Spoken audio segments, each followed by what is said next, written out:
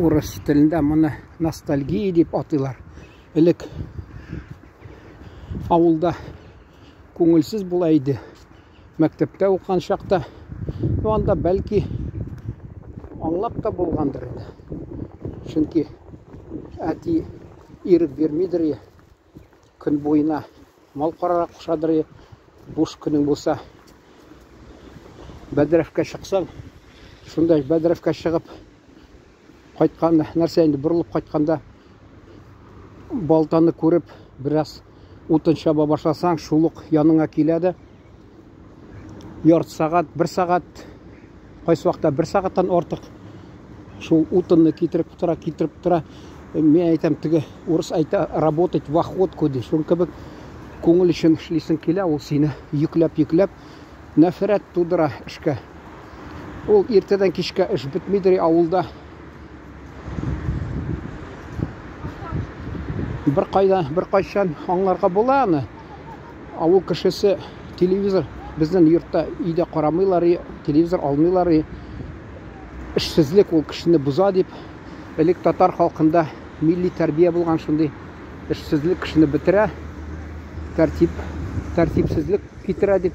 Шулай шанған нашыға көре гіл ішләтіп ерте кешқа қытлы. Әлі міне ертеден кешқа қадыр ішләсе, мал қараса, пішен бере, су бере, қышқынны қарын шестарта, нейін терісін алып ташлай. Көп ішінден да. Хатта бұдайыны да суға салып, нешті бұрттырып, шулай айтып, нештір бұрттырып, нетайынды шулай. Бере малға анда іш бітмей, утын ташы иға тезәкмі, пешіні яға, үйіні елта, су ташы, көп нәрсе шул тоқтамастан. Шуңа көре, мен фикірім бойынша бәлки Татарстанда да шундай хәл болғандыр. Көбісі татарлар қашқан шәһәргә. Анда енді бір 2-3 тапқыр әйттәсім келе, тағы соңыдан видеолар ясап. Біздің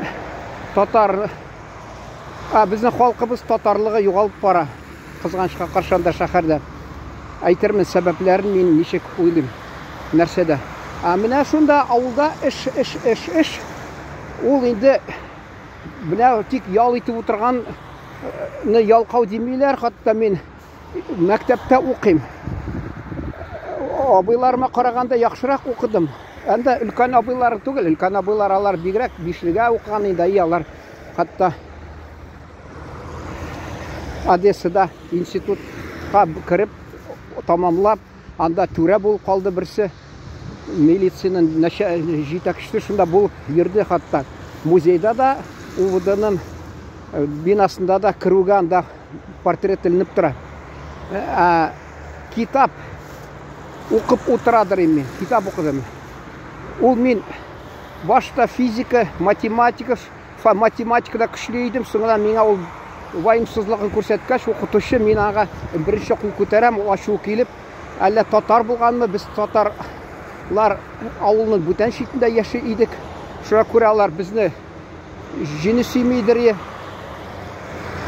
түрлі анда сәбәплер болды тағы.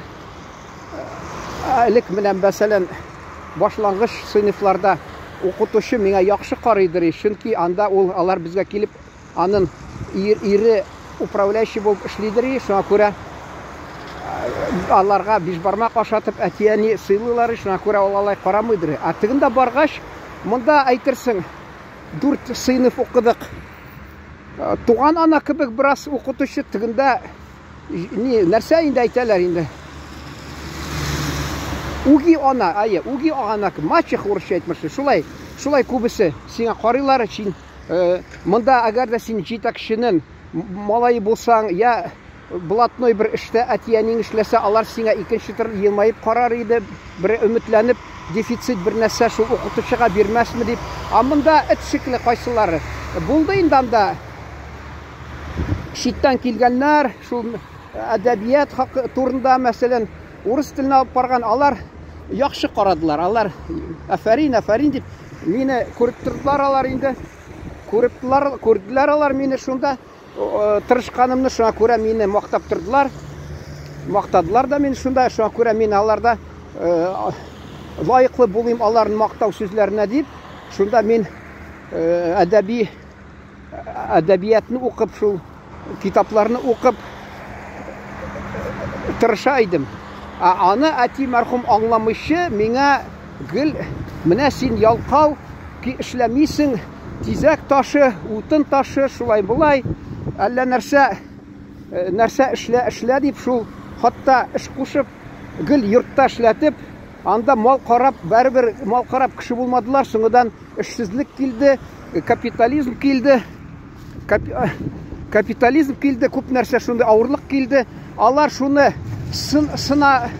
капитализм алар сынатып карады, алар бүгіліп китте, эшсез калды. Шоферга укыса да миңа әти мәрхүм кушады, шоферга укы, шофердан яхшырак эше юк, чөнки урамда әле далада китеп барганда, тигендә пешән, монда утын, монда будай кемнәдер бер шиша биреп аласың ди, ярты биреп ди. Монда инде алар машинасында булды. Хөкүмәттән язып, список итеп саттылар аларга арзанга, әмма эш булмады. Шуңа күрә мин авылда китаплар укып, мине уршадыр, китапханадан алган китапларны әбрәкәгә апарып ташлыйдыр, бәдрәфкә. Шу карамастан мин көрәшеп, җиңеп чыктым, Аллага шөкер.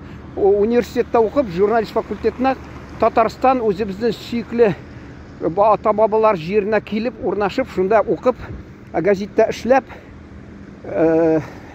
инде журналистикада Аллага шөкер уңышларга ирештем һәм депутат булып, мин шулай танылдым да, Аллага шөкер дип менә әйтәм. Әйтәләр, кайсакта ата-аны сүзен тыңласаң, имеш дөрес юлдан чыкмыйсың. Юк, ана сүзе, әни мәрхүм әйтер, балам укы кеше буласың. Күзем йомылса, берәүгә дә кирәкмисең, балам укы дип әйтәдер һәр чакта. Әти ул әйтмидер. Менә шофер булсаң, шул җитә дип. Ул мине Одессада да бер абыем хатта менә ничә елдан элек барган идем тагы. Шунда ул әйтә, мин 10-нчы сыйныфны тамамлаганда, ул минем белән сөйләшеп утырган. Кайда укырга кереп уйлыйсың? Мен әйтәм, мин философия факультетына укыйсым килә, институт, университетта дигәч, ул дип әти анарга вакытында аңына сеңдергән, менә миннән шәхси миннән бер юньле нәрсә булмас дип, чөнки мин мал карый белми, шулай дип, авылдагы эшне яратмый дип, шуңа күрә шундый бәя түбән биргән, абыем да ышанмаган. Инде мин андагы вечерний Одессада зур мәкалә язып, аны язган идем, аны хатта академия, Диңгез академиясында күргәннәр дә, җитәкчеләр, менә энең язган, ничек язган нәрсә дип, шуннан соң ул икенче карашы, ул аптырап, мин бит ышанмадым сиңа, энем ди, син менә шулай укып була икәнсең, кеше була дип. Мин аңладым инде, мин университетта хатта укканда тулай трактан телефонна шалтыратадыр, студент буларак акчамны чыгарып. Ул акчаны кысып, миңа бер кайчан да шалтыратмыйдыр, шундый саранрак булды кеше. Бу юлы сокланып, миңа шулай менә кара дип, шул Диңгез академиясында да аныга әйтәләр икән, кара, энең шулай журналистика нәрсә дип, ул мин белән горурлана башлады менә. Элек без аны горурланадык, әни мәрхүм әйтәдер, менә абыйгыз укыды, кеше булды. Йыртык костюм белән мәктәпне тамамлаганда да хатта булган иде ди. Хәзер ди менә шунардан үрнәк алыгыз дип, шулай әйтәдер. Менә теге перевертышты ничек әйләнә бит бер. Теге Габдулла Тукайның баскыч турына шигырь бар бит. Астагы өстәгеләр көлгән, астагы теге нәрсә аяк белән баса торган. Тупсамы нәрсә мин оныттым инде менә. Мине кеше көтеп торганда Түрк кафесында шәйгә. Шуңа күрә ашыгып әйтәм. Килгәндә теге бакчачы кеше башкычына әйләндергән, астагы өскә булган, өстәгә аска. Шуң кебек абыем да бездә элек өстә иде.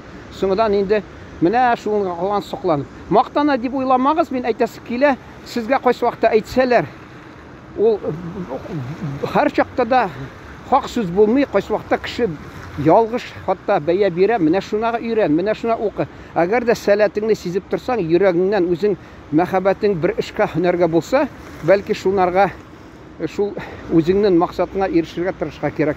Шунда бәлки бәхетле дә булырсың, чөнки ул тормышта яраткан эш мөһим, яраткан хәләҗифет кебек шундый бик мөһим, шундый зур урын алып тора тормышыбызда. Исән сау булыгыз, игътибарыгыз, рәхмәт.